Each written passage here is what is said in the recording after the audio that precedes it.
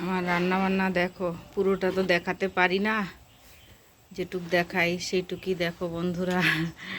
এই যে দেখো আমি রান্না করছি ভাত, আর এই যে দেখো মশলা কষে যে কলা দিয়ে কোপ্তা কোপ্তা বানিয়ে ভেজে রেখেছি, এই যে এখন ওটার মধ্যে আমি দিয়ে দেব।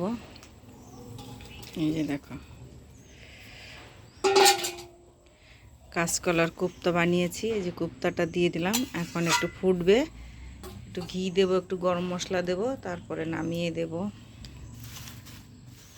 কাঠে রান্না করছি বন্ধুরা আমি। এই যে দেখো